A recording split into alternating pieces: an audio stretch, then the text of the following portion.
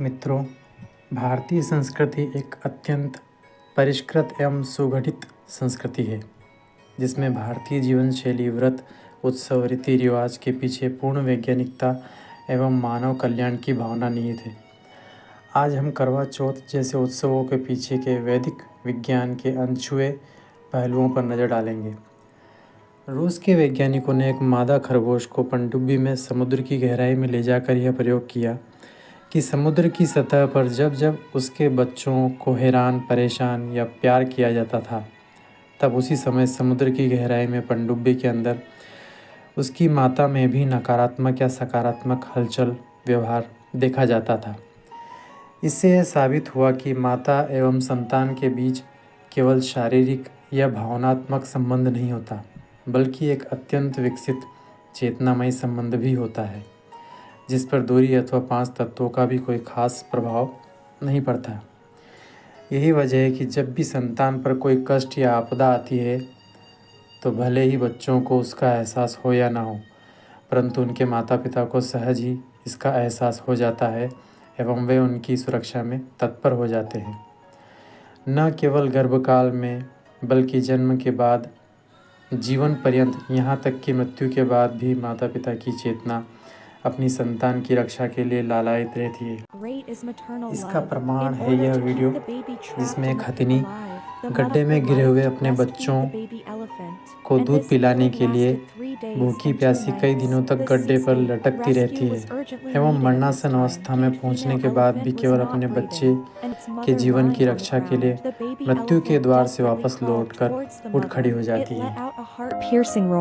As if saying, "Mom, don't leave me behind." But even with all the strength in his body, he still couldn't climb out of the deep pit that trapped him. In the end, the baby elephant fell down due to exhaustion, and painful wailing resounded all around. It kept calling for its mother, and every roar represented endless concern for its mother.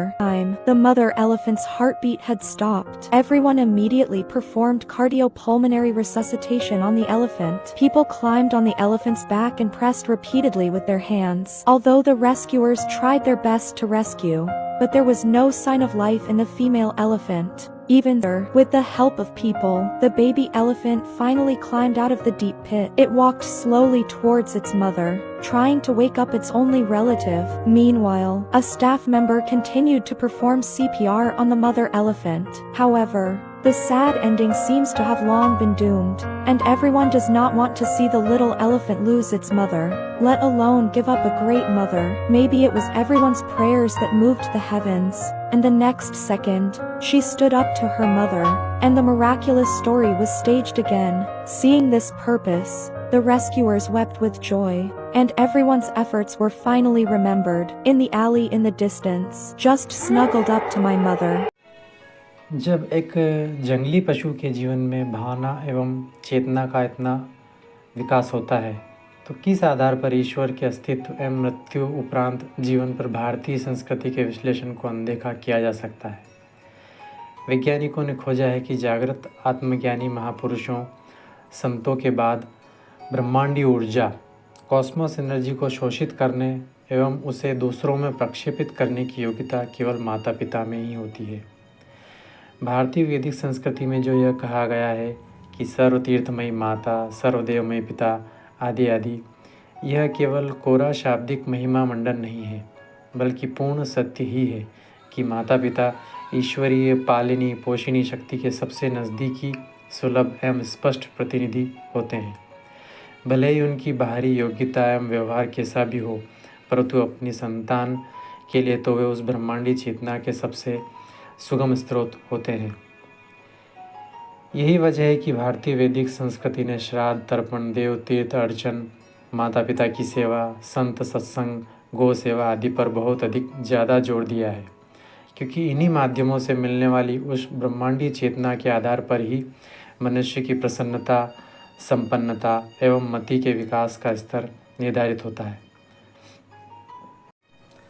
भारतीय संस्कृति के हर उत्सव एवं रिवाज के पीछे कुछ न कुछ वैज्ञानिकता होती है। इसलिए भारत के मनीषियों ने सुहागिनों के सुहाग को दीर्घायु एवं पुष्टि प्रदान करने के लिए करवा चौथ जैसे उत्सवों की व्यवस्था रखी है।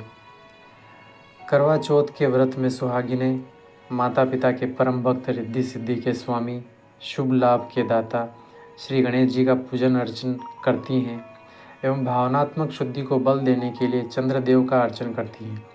इसके साथ ही करवा चौथ के व्रत की शुरुआत में सुबह सुबह सासुएं अपनी बहू के लिए सरगी फलाहार तैयार करती हैं एवं व्रत के अंत में बहुएं अपनी सासुओं का आशीर्वाद लेकर विशेष मीठे व्यंजनों, मालपुए आदि द्वारा उनका मुंह मीठा कराती हैं। यह केवल बहुओं द्वारा सासुओं को पटाने की क्रिया मात्र नहीं है, बल्कि अपने पतियों को उनकी माता के माध्यम से मिलने वाली उस ब्रह्मांडी चेतना को बढ़ाने का एक सफल आयोजन है, जिसका लाभ पाश्चात्य अंधानुकरण कर उन्मुक्त साहचर्य करने तथा माता पिता का तिरस्कार करने वालों को भला कैसे मिल सकता है। तो अब से करवा चौथ तो मनाएं, परंतु इसके पीछे के रहस्य को समझकर इसका पूरा फ़ायदा उठाएं, ताकि छोटी मोटी पारिवारिक खटपटों एवं वैमनस्यों से ब्रह्मांडी चेतना का जो प्रवाह पतियों या पुत्रों को मिलना कम हो जाता है, वह फिर से सुचारू रूप से तो चलने लगे, परंतु वैमनस्यों को मिटाकर रिश्तों में मधुरता भी घोली जा सके, क्योंकि ये छोटे छोटे वैमनस्य ही बढ़कर परिवार के विघटन अथवा परिवार में मानसिक रोगों का कारण बन जाते हैं। उम्मीद है करवा चौथ पर वैदिक संस्कृति के इन पहलुओं को जानकर आपको भारतीय संस्कृति, जीवन शैली एवं व्रत उत्सवों पर गर्व महसूस होगा। भारतीय संस्कृति की सेवा में इस संदेश को ज़्यादा से ज़्यादा लाइक करें एवं कमेंट जरूर करें। जय हिंद, जय भारत।